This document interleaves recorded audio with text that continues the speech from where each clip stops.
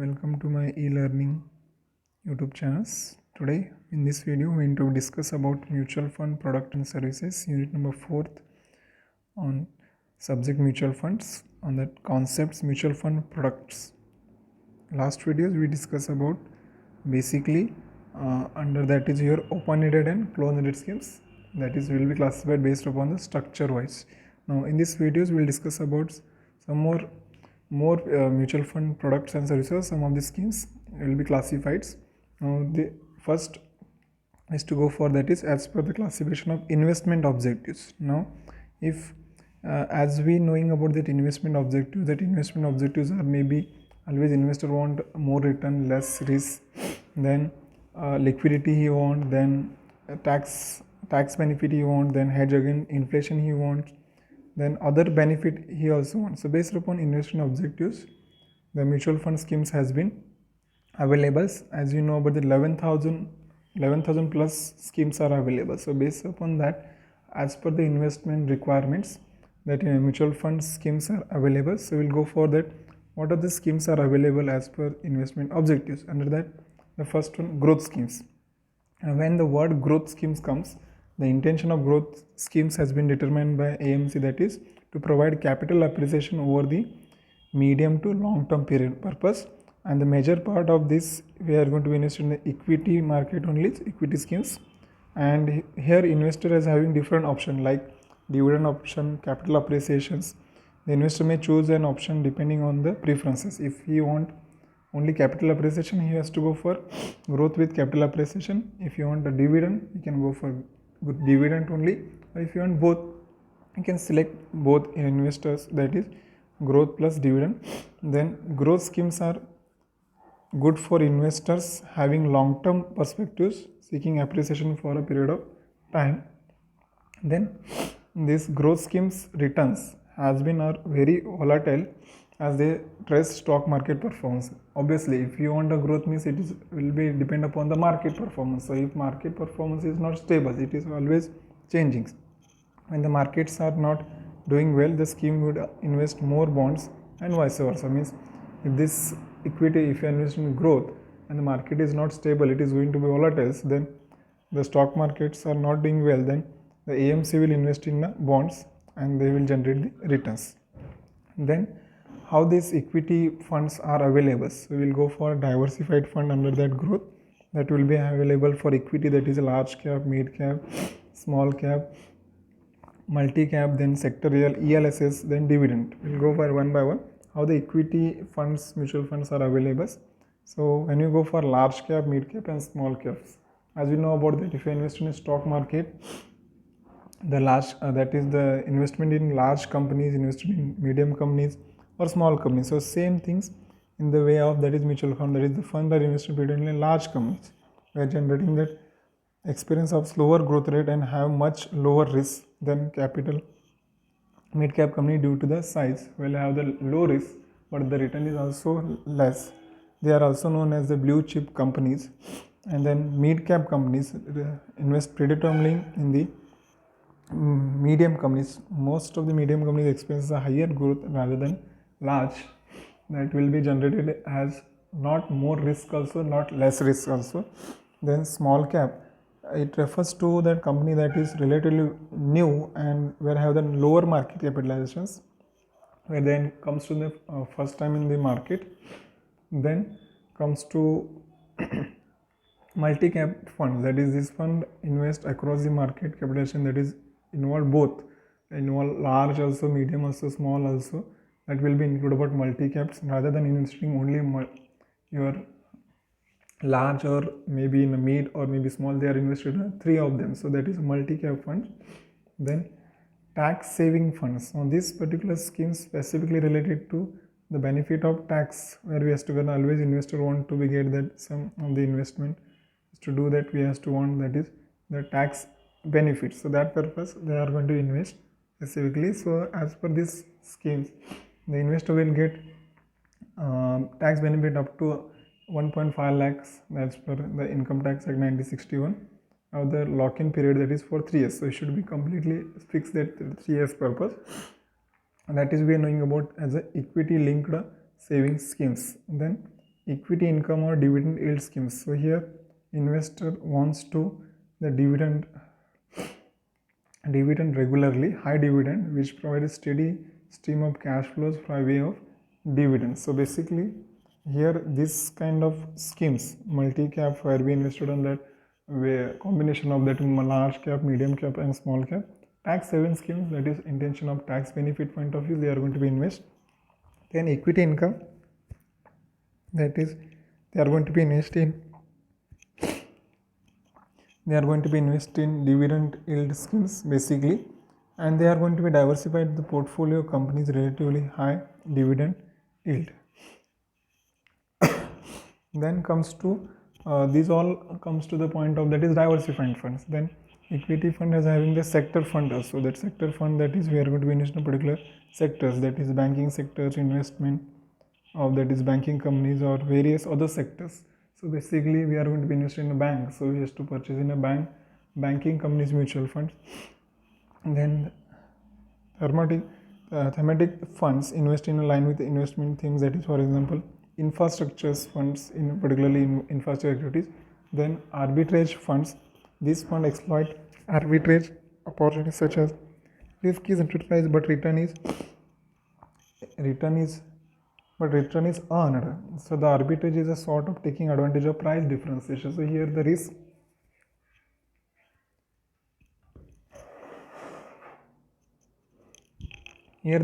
is earned. Here the risk is neutralized but the return is earned, so taking advantage of price. So price advantage we have to be select for arbitrage fund. Next come to income funds. So already what we discuss about that is your growth funds activities where we have to income. Then when you want incomes, regular income or steady incomes, the investor has to select that income fund. Such scheme generally invest in a fixed income security, just like your bond, corporate debenture, government securities and money market investment. Such funds are very risky compared to the equity because we'll have the invested in a fixed income securities where the government assurance will be securities are there, and these funds are not affected because of fluctuation in equity market because it is purely as a debt income. So here we will get that is regular income. So if you want a regular income on a mutual fund schemes, you can go for income funds. However, these opportunities for capital appreciation are also limited, such as, and the NAV of this are affected because of changes in interest rate only, not by the other activities. When the country has been changed the interest rate, these funds has been changed, and if the interest rate falls, the NAV of such funds likely to increase in short term and vice versa. However, the changes of interest rate may impact your impact of your return generated as per the income funds. Then comes to balanced funds. Now these balanced funds, it is nothing but the growth plus regular income. So the combination of your growth schemes plus balance schemes. So basically always investor wants more, that is capital appreciation also, and they want regular income also. To be require that balance, these are appropriate investors looking moderate growth basically. So they generally invest in 40 and 60% in equity and debt, so they will get balanced returns and capital appreciation also. These funds are also affected because fluctuation in share price in stock market, where NAV of such funds are likely to be less volatile compared to pure equity market, because we are going to be diversified fund in both, that is equity and debt. So compared to equity schemes, so these schemes has to have the less volatile of compared to purely equity funds. And as the name suggests, balanced fund means exposure to combination of both equity and debt instrument, and they invest specifically proportion like 60-40, 40-40, or maybe they will go for 50-50 also. So depend upon how the market performance, how the debt equity combination and the rate of return, and therefore they are a good option for investor, where always they has to go for combination of debt and equity. Then comes to another important, that is money market or liquid funds. So these are the funds specifically for the purpose of short term purpose, where we can get easily liquidity, preservation of capital and moderate income, not more income we are generated, because we are generating for less than or within 1 year's kind of schemes. And here returns on these schemes are fluctuate much less compared to other funds, because it is for 1 year, and these funds are appropriate for corporate and individual investor as a means of park their surplus fund for short term purpose. Means specifically the corporate individual will be invest that whatever surplus they generated, they are going to invest in such kind of money market or liquid fund schemes. Then comes to gilt funds. Now this kind of funds or schemes specifically invest in government securities, where the government securities have no default risk, and NAV of these schemes also fluctuate due to changes in interest rate and other economic factors in case with income or debt oriented. Specifically, we can include about the treasury bills kind of securities where we going to invest, where the investor does not have the any kind of default risk, where we get what the return they say has to get for that, but the NAV has been changed due to the changes of interest rate and other economic factors. Then other kind of schemes apart from your equity and your debt, where other kind of funds also available. These other funds in schemes involve index funds. So these funds track a very stock market indices, means with the BSE, that is Sensex, or the Nifty. Here the portfolio mirror of index track both in terms of composition and individual stock weightage. For instance, index funds track the Sensex will invest only Sensex stocks. The idea is to replicate this performance benchmark index to near accuracy. So basically index funds are having to be invested in either your individual or either composition of, that is your both combination of portfolios. So basically how the Sensex performance is there or with the Nifty performance is there, on that they are going to be invested. So that has to be considered the index funds. And here investing through index fund is a passive investment strategy. The fund performance will inversely mimic the index concern, barring the minor tracking errors. So here usually there is a difference between total return given by stock index and those given by index fund benchmarked, and termed tracking error, that is because of index fund charge management fees, marketing expenses and transaction cost, and here they will be considered. That's why the error will be occur, that is that error what with the market performance and the index fund. So that index fund returns will charge this management fees, marketing expenses, transaction cost. Then comes to sector fund, that is sector wise how that the funds will be generated, that is sector fund like FMCGs, then industries, then how the other sectors point of view. So if you are going to be consider on to be investing in the sector wise, the sector fund NAV will zoom if the sector performs well. However, the sector longish the scheme NAV to also depress, means if the industry has been progressing, the NAV also progressing. If the industry has been decline or maybe the performance is not good, then your NAV also declines. So it depends upon your performance of industries or the sector wise how that return can be generated. Then comes to debt oriented, that is specifically corporate one, short term and long term purpose, treasury bill gilt aided securities, basically that is government securities purpose. So debt oriented, so to be borrowed that money that government has been issued, some of the or maybe company has been issued the bonds, so that kind of scheme also available. Then comes to MIP, that is monthly income plan.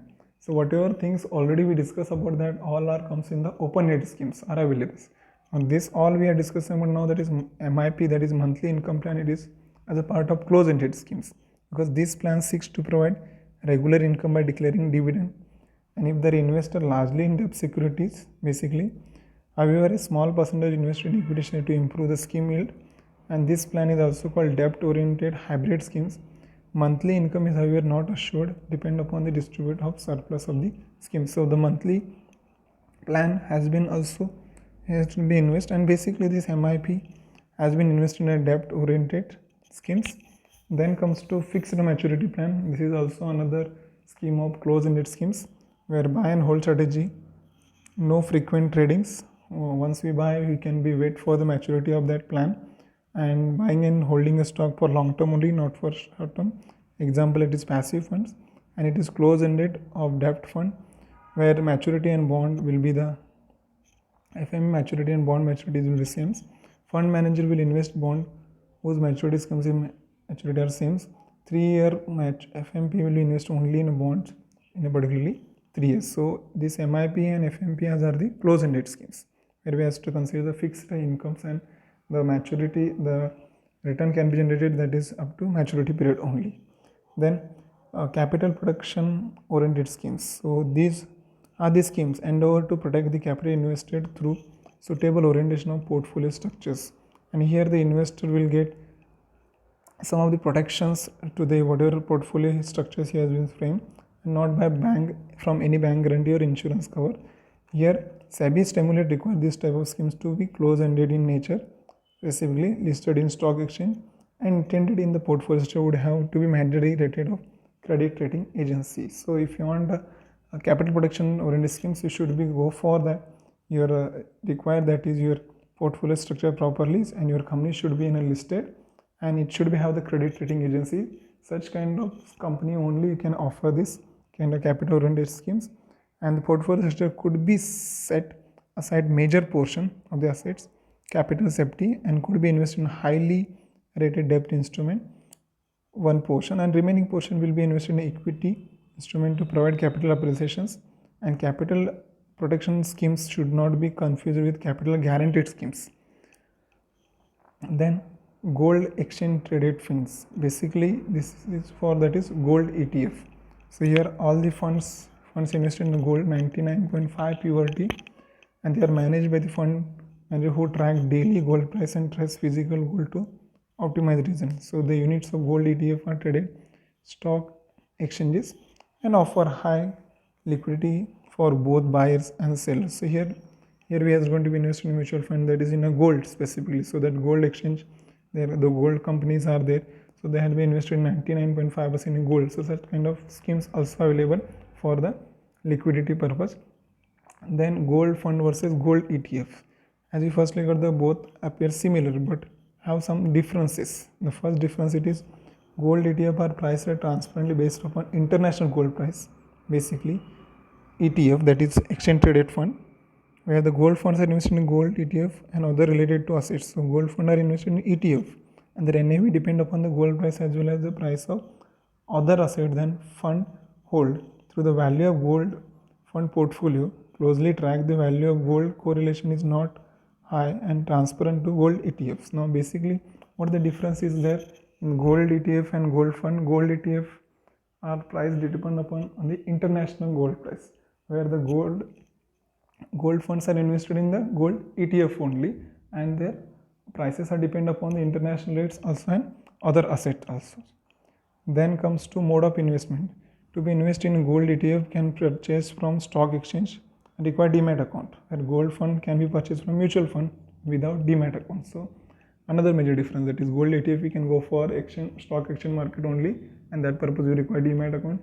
Gold fund for you can go directly mutual fund without having that your demat account. Then SIP, gold fund allow investor to set up SIP, gold ETF do not. So if you want to be invested in gold funds, we require the SIP, but in a gold ETF it is not required.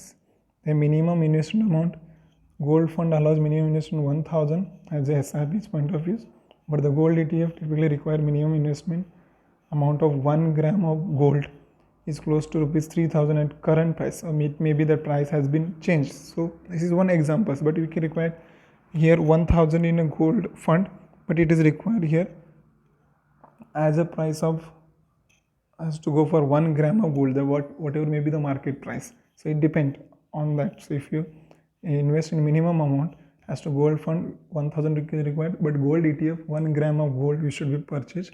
So that is the another criteria of the things of your mutual fund scheme. So these are the different schemes as will available as we know about, that is mutual fund product and services. As if you go for today, we will have the 11,000 plus schemes are there, but basically these are the different kind of schemes. Basically equity, then debt, then balanced equity plus debt, then comes to sector funds, then comes to your MIPs or monthly income plans, then a fixed maturity plan, so related to closing date, and your gold ETF and gold funds, and then capital protection schemes also available. So these are all schemes are available. If you want to be invest these all kind of schemes, you has to be go for that is what plan is preferable for as investor, and if investors want to be select any kind of plan, as per that plan only AMC will be giving that proper investment schemes to generate the return for the investor and to fulfill that satisfaction level of investor has to purchase, that is your mutual fund schemes. These are the schemes are available as per your syllabus. Subscribe and like for this video. Thank you.